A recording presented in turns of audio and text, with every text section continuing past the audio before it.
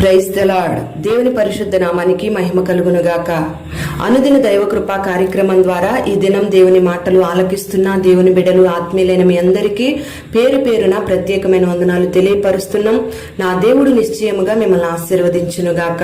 కీర్తనల గ్రంథం 102వ అధ్యాయం మొదటి 2 వాక్యాల్లో, యెహోవా నా ప్రార్థన ఆలకింపుము, నా మొర నీ యొద్దకు చేరనిమ్ము, నా కష్ట దినమున విముఖుడవై ఉండకుము, నాకు చెవియొగ్గుము, నేను మొరలిడు నాడు త్వరపడి నాకు ఉత్తరమిమ్ము అని ఈ వాక్య భాగంలో రాయబడి ఉంది. కీర్తనల గ్రంథం 69, 17, 18లో కూడా, నేను ఇబ్బందిలో ఉన్నాను, త్వరపడి నాకు ఉత్తరం ఇచ్చి నన్ను సమీపించి నన్ను విమోచించు అంటున్నాడు. అంతేకాకుండా ఇంటి మీద ఒంటి పిచ్చుక వలె ఉన్నాను, నా పానీయముతో కన్నీళ్లు కలుపుకొనుచున్నాను అని ఈ కీర్తనాకారుడు దేవునికి మొరపెడుతూ ఉన్నాడు. దుఃఖము చేత ప్రాణం సొక్కిన అనుభవంలో ఉన్న వ్యక్తి దేవుని సన్నిధిలో మొరపెడుతూ ఉన్నాడు. మరి దుఃఖం కలిగినప్పుడు మనుషుల దగ్గర ఆదరణ దొరకక ఎన్నో సమస్యల చేత ప్రాణం సమస్యలను అనుభవంలో ఉన్న వ్యక్తి ఈ ప్రార్థన చేస్తూ ఉన్నాడు. మరి తనకు కలిగిన కష్టకాలంలో విముఖుడై ఉండొద్దని మొరపెడుతూ ఉన్నాడు. మన జీవితాల్లో కూడా కొన్ని దినాలు కష్ట దినాలు ఉంటాయి, కొన్ని సుఖపడే దినాలు ఉంటాయి, కొన్ని ఆపద్ దినాలు ఉంటాయి, కొన్ని ఆశీర్వదించబడే దినాలు ఉంటాయి, కొన్ని దుఃఖపడే దినాలు ఉంటాయి, కొన్ని సంతోషించే దినాలు ఉంటాయి. అన్ని దినాలు మనకు అనుకూలంగా ఉండవు, కానీ ప్రతి మనిషి జీవితంలో సుఖాలు దుఃఖాలు అనేవి కలుగుతూ ఉంటాయి. మరి ఇలాంటి అనుభవాల్లో కొనసాగించబడుతున్నప్పుడు దేవుడు మనకు విముఖుడైతే మనం ఆపద కాలంలో ఆ బాధను జీర్ణించుకోవడం చాలా కష్టం. సుఖ దినాల్లో, సంతోషకరమైన దినాల్లో పరిస్థితులన్నీ అనుకూలంగా ఉన్నప్పుడు దేవుడు దూరమైన మనం తట్టుకోగలమేమో, కానీ కష్ట దినంలో మాత్రం దేవుడు మనకు దూరంగా ఉంటే మనం తట్టుకోలేం, మనం సహించలేం. మరి అందుకే భక్తుడు ఈ రీతిగా మొరపెడుతూ ఉన్నాడు. అసలు తన భక్తులకు తన ముఖాన్ని ఆయన ఎందుకు మరుగు చేసుకుంటాడు, ఎందుకు విముఖుడై ఉంటాడు అని మనం ఆలోచన చేస్తే, ద్వితీయోపదేశ కాండం 32:20 వాక్యంలో, మూర్ఖ చిత్తము గలవారికి, విశ్వాసము లేని పిల్లలకు విముఖుడై ఉంటాడు అని ఈ వాక్య భాగంలో రాయబడి ఉంది. దేవుడు ఎన్నిసార్లు చెప్పినా వినకుండా దేవునికి వ్యతిరేకమైన కార్యాలు చేస్తూ, దేవునికి ఇష్టం లేని ప్రవర్తనను ప్రవర్తిస్తూ, దేవునికి విరోధంగా మాట్లాడుతూ, దేవుని చిత్తం జరిగించకుండా దేవుని బిడలమని చెప్పుకుంటున్న వాళ్లే మూర్ఖులు. మరి అటువంటి వారికి దేవుడు ఆపద కాలంలో విముఖుడనై ఉంటానని సెలవిస్తూ ఉన్నాడు. అంతేకాకుండా మరి ప్రభువు ద్వారా ఎన్నో కార్యాలు అనుభవించి కూడా మరలా కష్టకాలం రాగానే, మరలా బాధలు కలగగానే, దేవుడు నన్ను చూస్తున్నాడంటావా, నేను బాధలతో ఉంటే ఆయనకు సంతోషమా, నా జీవితంలోనే ఎందుకు ఇన్ని శ్రమలు కలుగుతున్నాయి, ఆయన నన్నెందుకు విడిపించటం లేదు అని చెప్పి అసలు దేవుడు నా ప్రార్థన ఆలకిస్తున్నాడంటావా అని అనేకమైన అవిశ్వాసపు మాటలు మాట్లాడుతూ ఉంటారు.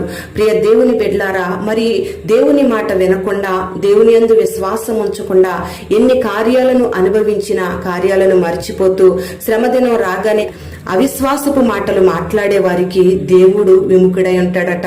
మరి అందుకే ఈ దినాన ఈ మాటలు వింటున్న నీవు కడు భయభక్తులతో దేవుని యందు విశ్వాసం ఉంచి దేవుని చిత్తాన్ని జరిగించే వ్యక్తిగా ఉండాలి. మరి ఈ భక్తుడు ఈ రీతిగా ఆపద కాలంలో నాకు విముఖుడవై ఉండొద్దు అని మొరపెట్టినప్పుడు దేవుడు వెనువెంటనే సహాయం చేస్తూ వచ్చాడు.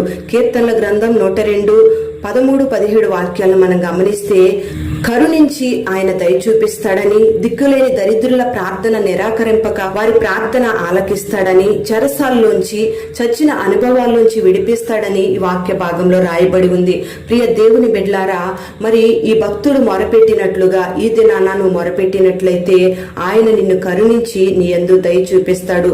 దిక్కులేని దరిద్రుల ప్రార్థనను ఆలకించే దేవునిగా నీ ప్రార్థన ఆయన ఆలకించి, నువ్వు ఏ దిక్కు లేని పరిస్థితుల్లో, నీ సమస్యలకు ఒక పరిష్కారం కలగకుండా ఏ దిక్కు తోచని పరిస్థితుల్లో నువ్వు ఉన్నా దేవుడు నిశ్చయముగా నీకు మార్గం చూపించి నీకు విడుదల కలుగు చేస్తాడు. అంతేకాకుండా నువ్వు ఏ బంధకాలతో బంధించబడి, ఏ పాపపు కట్లతో బంధించబడి ఉన్నా, ఏ వ్యసనాల మధ్యలో నువ్వు చిక్కబడి ఉన్నా, ఆ చెరసాల లాంటి అనుభవాల్లోంచి, ఆ భయంకరమైన పాపపు క్రియలన్నిటిలోంచి నిన్ను తప్పించబోతూ ఉన్నాడు.